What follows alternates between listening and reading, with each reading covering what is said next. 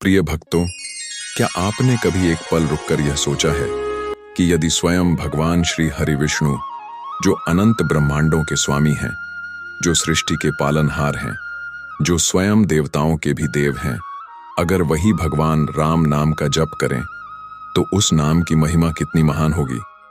सोचिए, जिस प्रभु के एक एक रोम में अनंत लोक समाये हुए हैं, जिनकी महिमा का अंत वेद भी नहीं पा सके, जो स्वयं माता लक्ष्मी के स्वामी हैं, यदि वही भगवान किसी नाम को सबसे महान बताएं तो क्या वह नाम साधारण हो सकता है? लेकिन यहां एक बहुत गहरा प्रश्न खड़ा होता है। जब श्री राम और श्री हरि विष्णु एक ही परम तत्व के स्वरूप हैं, तो फिर भगवान विष्णु राम नाम की महिमा क्यों गाते हैं? क्या भगवान भी किसी नाम की शरण लेते हैं? क्या राम नाम में कोई ऐसा रहस्य छिपा है जिसे हमने अब तक केवल एक साधारण मंत्र समझकर अनदेखा कर दिया? प्रिय भक्तों, आज की यह कथा केवल कथा नहीं है, यह एक दिव्य रहस्य है, एक ऐसा सत्य जो आपके मन, आपकी भक्ति और आपके जीवन को भीतर तक बदल सकता है। तो इस दिव्य यात्रा में अंत तक बने रहिए, क्योंकि आज जो आप सुनने जा रहे हैं वह केवल ज्ञान नहीं, आत्मा को छू लेने वाला अनुभव है। सबसे पहले यही प्रश्न सामने आता है, भगवान विष्णु तो स्वयं सर्वशक्तिमान हैं, वे ही सृष्टि के पालन करता हैं, वे ही धर्म के आधार हैं, वे ही अनंत ब्रह्मांड के स्वामी हैं, तो फिर उन्हें राम नाम की महिमा गाने की क्या आवश्यकता है? यदि श्री राम स्वयं विष्णु के ही अवतार हैं, तो फिर विष्णु जी उनके नाम का जप क्यों करते हैं? भक्तों, यही वह रहस्य है जहां से भक्ति केवल भावना नहीं रहती, वह तत्व ज्ञान बन जाती है। सनातन धर्म में भगवान को केवल रूप से नहीं समझा जाता, बल्कि उनके नाम, रूप, लीला, धाम और तत्व, इन सब में अनुभव किया जाता है। और इन्हीं में सबसे सरल, सबसे सहज, सबसे सुलभ मार्ग है भगवान का नाम। भगवान का रूप हर समय सबको दिखाई नहीं देता, उनका साक्षात दर्शन हर किसी को नहीं होता, लेकिन उनका नाम, वह हर समय, हर स्थान, हर जीव के लिए उपलब्ध है। और यही कारण है कि कलयुग में नाम को ही सबसे बड़ा आधार कहा गया है। एक समय की बात है, देवर्षि नारद जी, जो तीनों लोकों में विचरण करते रहते हैं, जो निरंतर नारायण नारायण का कीर्तन करते हैं, जो देवताओं, ऋषियों और भक्तों के बीच दिव्य संदेश पहुंचाते हैं, एक दिन उनके मन में एक गहरा प्रश्न उठा। उन्होंने संसार में अनेक साधकों को देखा, कहीं कोई यज्ञ कर रहा था, कहीं कोई तपस्या कर रहा था, कहीं कोई ध्यान में लीन था, कहीं कोई वेदों का अध्ययन कर रहा था और कहीं कोई मंत्रों का जाप कर रहा था। तब नारद जी के मन में विचार आया, इस संसार में इतने सारे मंत्र हैं, इतने सारे देवताओं के नाम हैं, तो फिर सबसे बड़ा मंत्र कौन सा है? ऐसा कौन सा नाम है जिसका जप करने से मनुष्य का कल्याण निश्चित हो जाए? इसी प्रश्न का उत्तर पाने के लिए देवर्षि नारद जी पहुंचे वैकुंठ धाम। वहां का दृश्य शब्दों से परे था। चारों ओर दिव्य प्रकाश, अद्भुत शांति, अमृत समान सुगंध, अनंत आनंद। शेषनाग पर विराजमान थे भगवान श्री हरि विष्णु और माता लक्ष्मी उनके चरणों की सेवा कर रही थीं। नारद जी ने प्रणाम किया और विनम्रता से पूछा, हे प्रभु, आप ही जगत के पालन करता हैं, आप ही समस्त प्राणियों के आश्रय हैं, कृपा करके बताइए, इस संसार में सबसे बड़ा मंत्र कौन सा है? ऐसा कौन सा नाम है जिसके जप से जीव के पाप नष्ट हो जाए, भय समाप्त हो जाए और अंततः मोक्ष की प्राप्ति हो?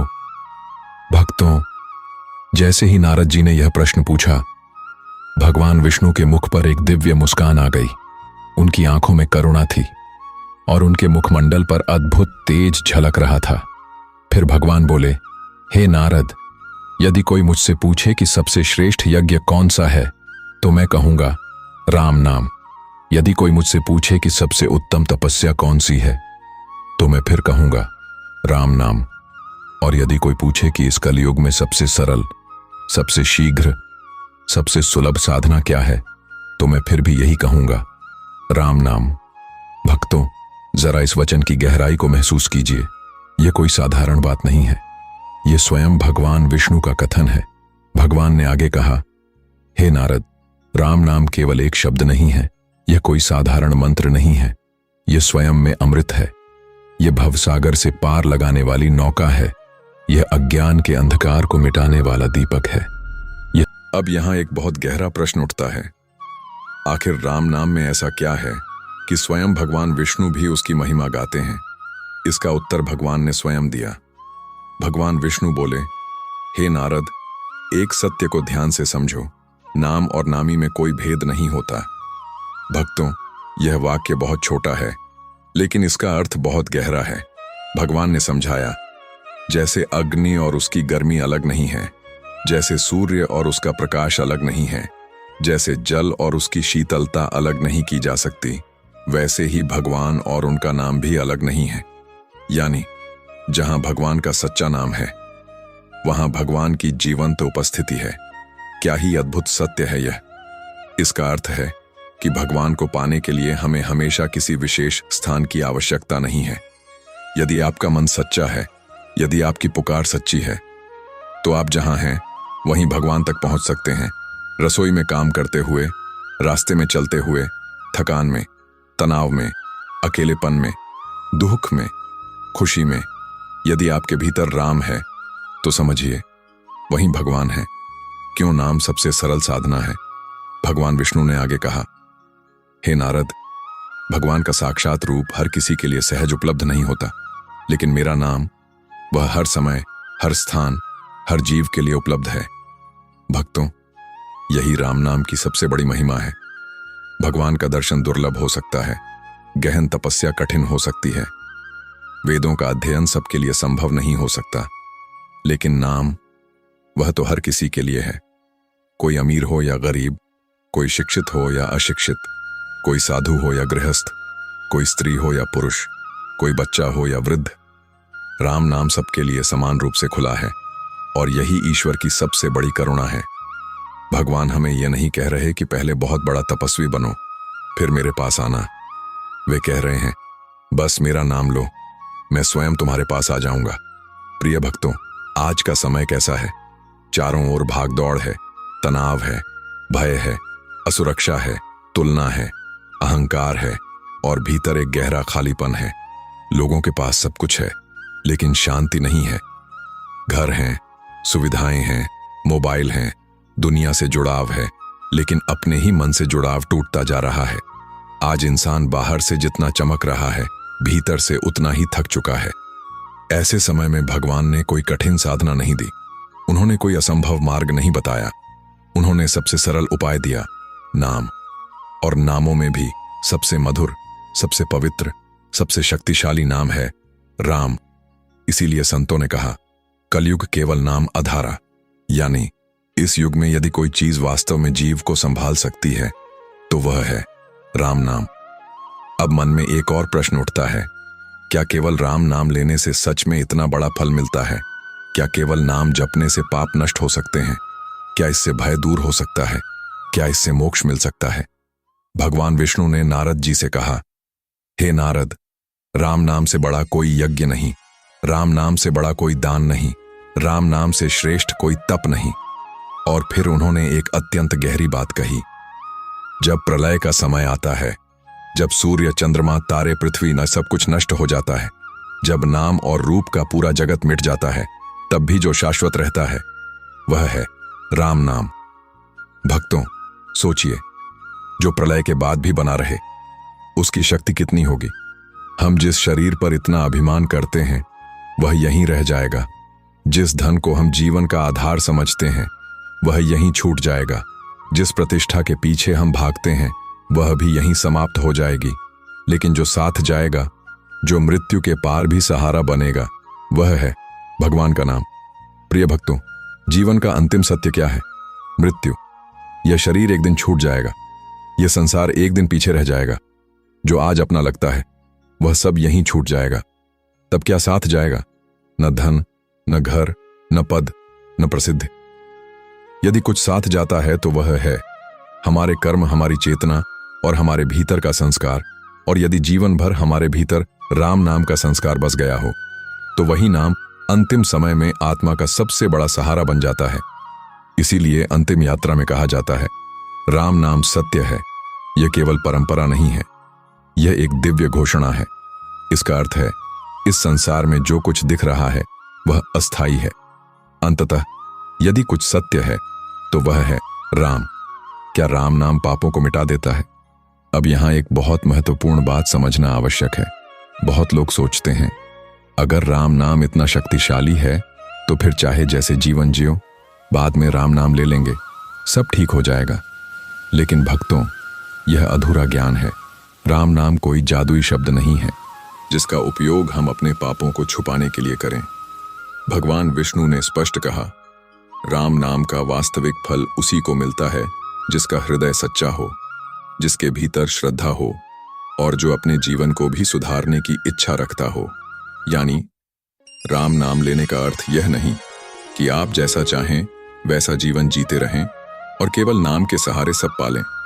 नहीं, नाम जपना है तो नाम को जीवन में उतारना भी होगा। यदि आपके होंठों पर राम है लेकिन मन में ईर्ष्या, बातों में छल, व्यवहार में कठोरता और कर्मों में अन्याय है तो नाम का वास्तविक फल अभी दूर है। राम नाम तभी खिलता है जब हृदय भी धीरे धीरे पवित्र होने लगे। भगवान विष्णु ने नारद जी से कहा, हे नारद, नाम जपो लेकिन साथ में अपने आचरण को भी सुधारो। यह बात बहुत गहरी है। राम नाम का अर्थ केवल जप करना नहीं है। राम नाम का अर्थ है सत्य बोलना, दूसरों का भला करना, करुणा रखना, विनम्र रहना, धर्म के मार्ग पर चलना, क्योंकि श्री राम केवल भगवान नहीं हैं, वे मर्यादा भी हैं। यदि आप राम नाम जपते हैं तो धीरे धीरे आपके जीवन में भी राम के गुण आने चाहिए। वचन की पवित्रता, संबंधों में निष्ठा, कठिनाइयों में धैर्य और जीवन में मर्यादा, तभी राम नाम का पूर्ण फल मिलता है। हम अपने जीवन में राम नाम कैसे लाएं? अब एक बहुत व्यावहारिक प्रश्न, हम अपने रोजमर्रा के जीवन में राम नाम को कैसे शामिल करें? भक्तों, ये बहुत कठिन नहीं है। आप बस छोटे छोटे कदम उठाइए। सुबह उठते ही 3 बार प्रेम से कहिए, राम राम राम। काम करते हुए मन ही मन राम नाम जपिए। यात्रा में हो तो नाम स्मरण कीजिए। तनाव में हो तो गहरी सांस लेकर राम कहिए। रात को सोने से पहले कुछ क्षण शांत बैठकर राम नाम लीजिए। धीरे धीरे यह नाम आपकी आदत नहीं, आपकी श्वास बन जाएगा। और जब नाम श्वास में उतर जाता है तब भक्ति अलग से करने की चीज नहीं रहती, वह जीवन बन जाती है। जीवन में ऐसे समय आते हैं जब सब कुछ होते हुए भी मनुष्य भीतर से टूट जाता है। बीमारी, असफलता, आर्थिक परेशानी, अपनों का बिछड़ना, अकेलापन, मानसिक तनाव। ऐसे समय में सबसे बड़ा सहारा क्या होता है? भीतर की शक्ति। और राम नाम वही शक्ति देता है। ध्यान रखिए, राम नाम का चमत्कार हमेशा यह नहीं होता कि समस्या तुरंत खत्म हो जाए। कई बार उसका चमत्कार यह होता है कि समस्या रहते हुए भी आपके भीतर उसे सहने की शक्ति आ जाती है। और भक्तों, यही सबसे बड़ी कृपा है। तो प्रिय भक्तों, आज की इस दिव्य कथा से हमें यह महान सत्य प्राप्त हुआ कि स्वयं भगवान विष्णु ने राम नाम की महिमा बताई। उन्होंने कहा कि यह नाम यज्ञ, दान और तपस्या से भी महान है। यह नाम जीव को पापों से दूर करता है, मन को शांति देता है, जीवन को पवित्र करता है और अंततः मोक्ष का मार्ग खोलता है। इसलिए यदि आप सच में अपने जीवन को सफल, शांत और ईश्वरमय बनाना चाहते हैं तो राम नाम को सिर्फ पूजा तक सीमित मत रखिए।